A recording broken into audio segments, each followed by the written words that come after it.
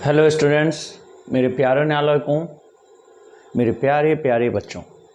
तो अवकलन का फलन किस प्रकार अवकलित किया जाता है, यह तो मैंने आपको बताया।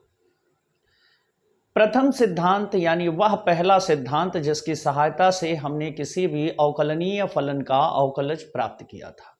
अब क्लास 12th में हम अवकलन को किस प्रकार सॉल्व करते हैं। तो आज आपकी बुक के कुछ चुने हुए सवाल जो आपको बहुत परेशान करते हैं, उसे यूं चुटकियों में हल करना हम बताएंगे। तो जैसे मान लीजिए शुरुआत में हमें क्वेश्चन मिलते हैं। मान लीजिए पहला क्वेश्चन है हमारा 7/5 x to the power 5 y equal, ये वैल्यू हमें दी गई है। तो हमने आपको बीजगणितीय फलन के बारे में बताया था कि dy/dx of x to the power n equal क्या होगा, n x to the power n-1।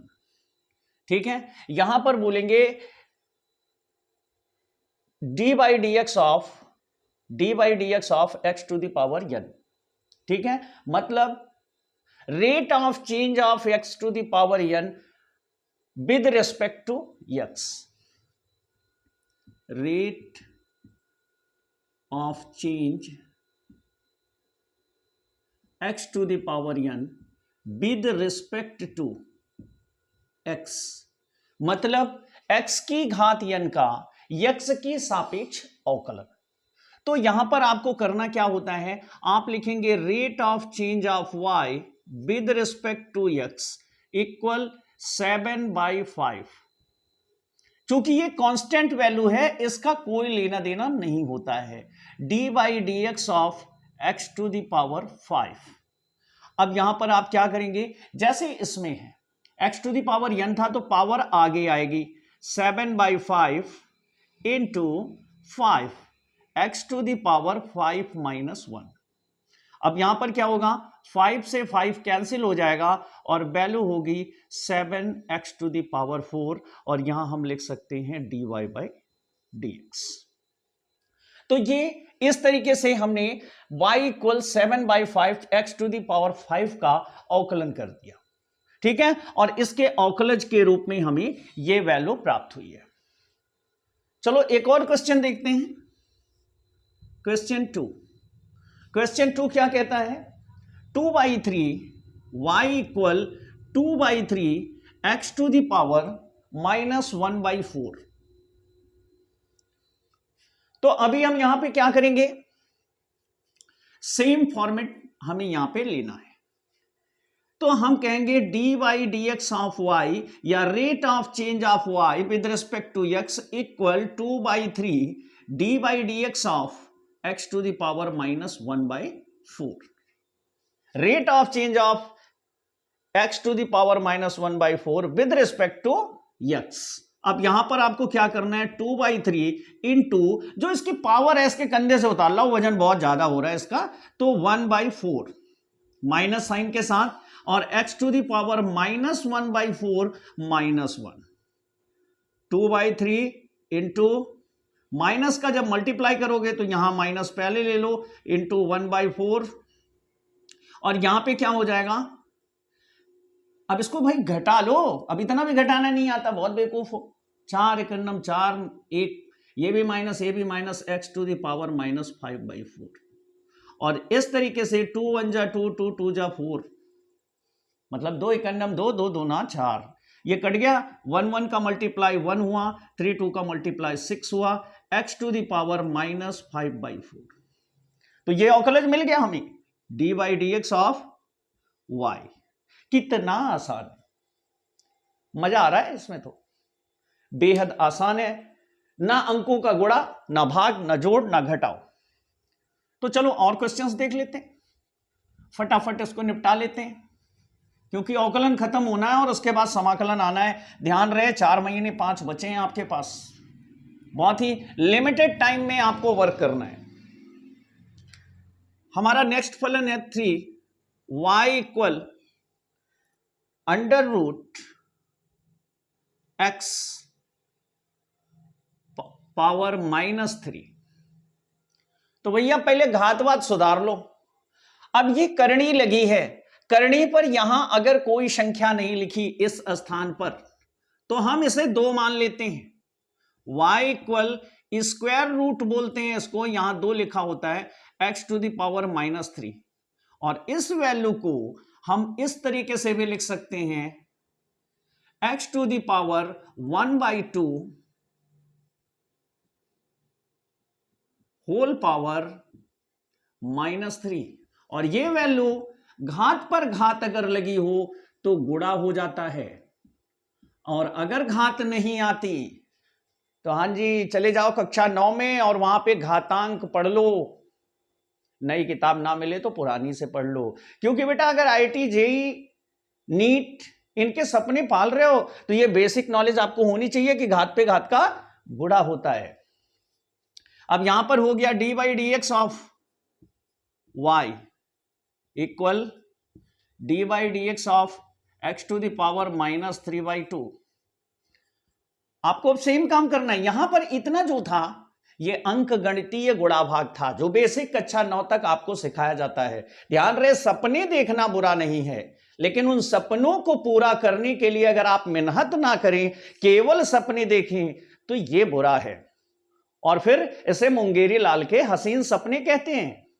इस तरीके के सपनों पे प्रतिबंध लग जाना चाहिए, क्योंकि सपने वे ही सोचिए और वे ही देखिए जिन्हें आप पूरा करने की क्षमता रख सकते हैं। नहीं तो बड़े बड़े सपने बड़े दुख देते हैं और बहुत दुखदाई होते हैं।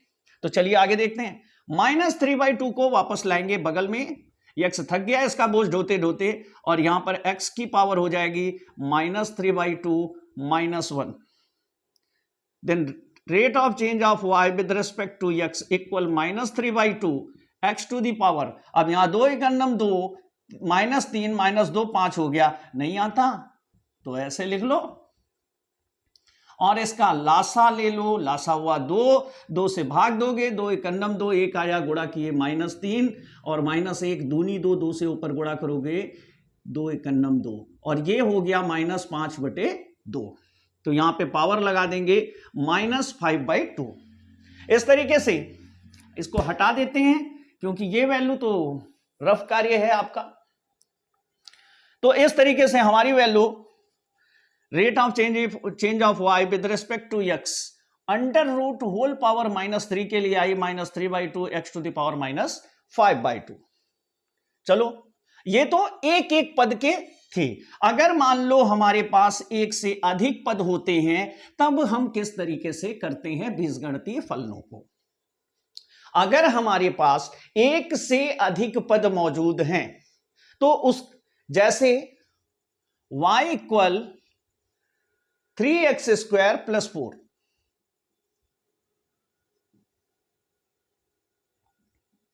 और हमसे कहा जाता है कि इसका अवकलज ज्ञात करिए, तो ये हो जाएगा rate of change of y with respect to x equal d/dx of 3x² + 4।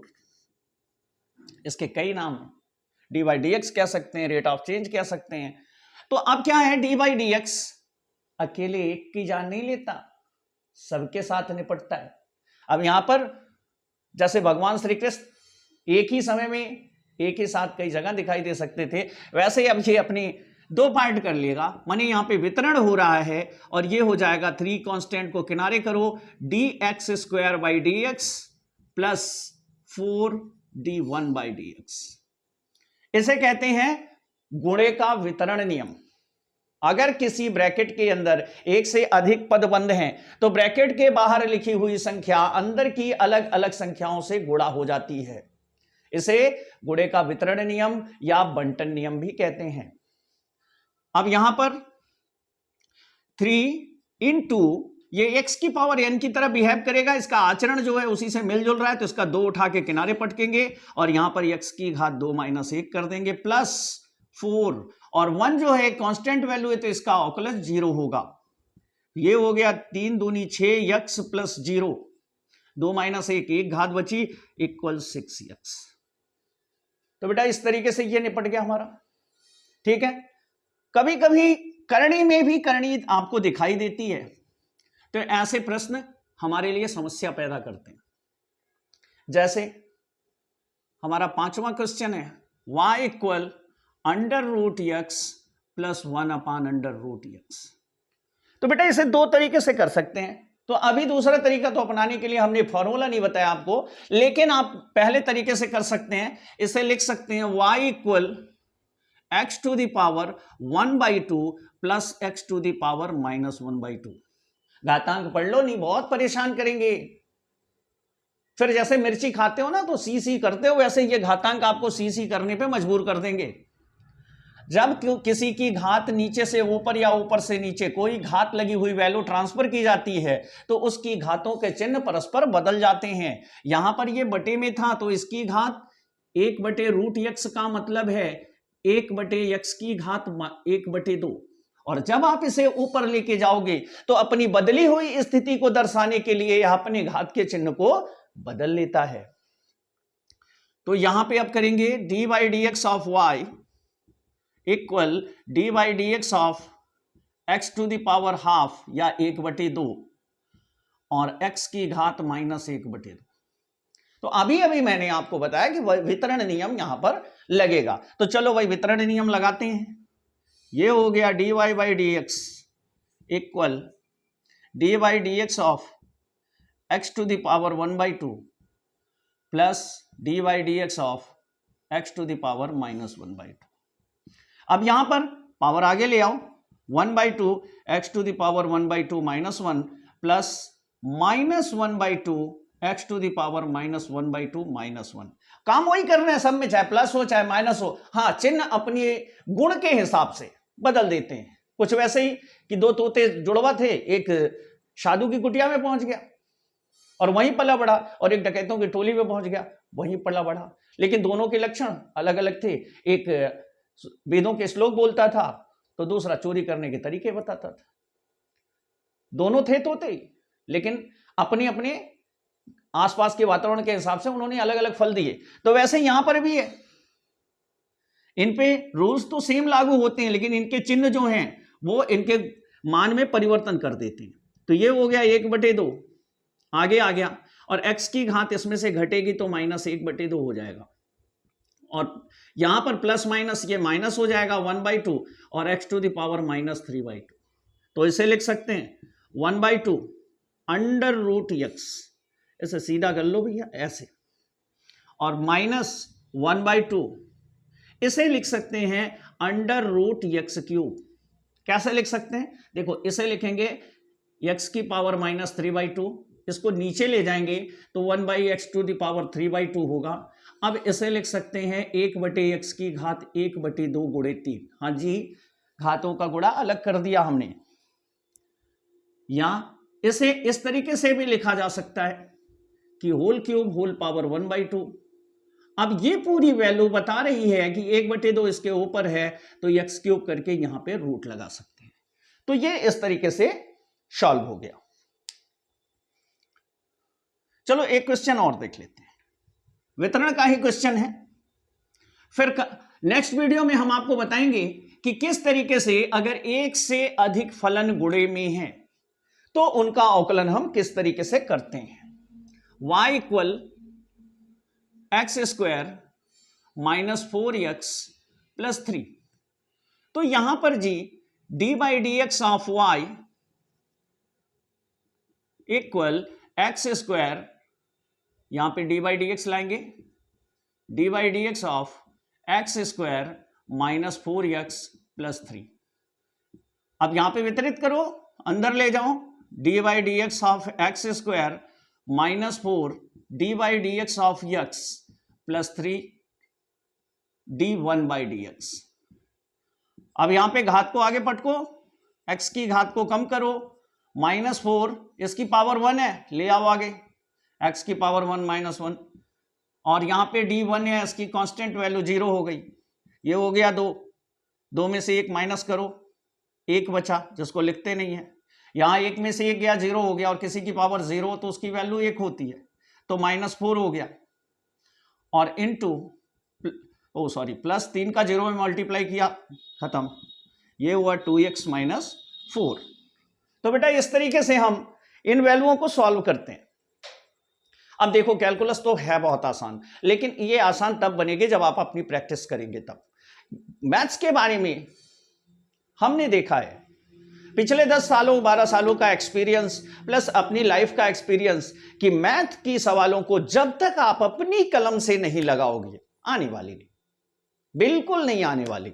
Video देखा, बहुत आसान है, 1 घंटे बीते आधा साफ, रात बीत गई 3/4 साफ, 2 दिन बीत गए पूरा साफ, फिर से देखे फिर ताजा। लेकिन इसी चीज को देखने के बाद अगर आप अपनी बुक्स को उठाओ और इससे मिलती जुलती सवालों को धोबी पछाड़ लगा दो, बिल्कुल अपने दुश्मन की तरह लड़ो और इस पे विजय पताका फहरा दो, तो समझ लो आप अपनी जिंदगी में थोड़ी थोड़ी जो ऊंचाइयां चढ़ेंगे, हर ऊंचाई पर आप विजय पताका लगाते चल रहे हो। तो पूरी शिद्दत के साथ मेहनत करिए और आगे बढ़िए, क्योंकि ये जो समय जा रहा है ना, ये लौट के नहीं आने वाला। जीवन कपड़ा नहीं है कि यार वो ले आए गड़बड़ हो गया, अब चलो दूसरा कपड़ा खरीद लाते हैं अब उसको पहन लेंगे। ये तो बेटा एक ही बार मिलेगा, और टाइम में कोई रिवर्स गियर नहीं है, लाइफ का कोई रिवर्स गियर नहीं है कि फिर से बैक करके सुधार के आगे बढ़ जाते हैं। इसलिए हर पल का सदुपयोग करो, कोई पल व्यर्थ ना जाए। मेरी रिक्वेस्ट है आपसे और आदेश भी है आपसे, गुरु होने के नाते, टीचर होने के नाते, कि समय का भरपूर सदुपयोग करें। उम्मीद है कल इससे रिलेटेड सवाल आप निपटा चुके होंगे। तब मिलते हैं आपसे नेक्स्ट वीडियो में कल। ओके।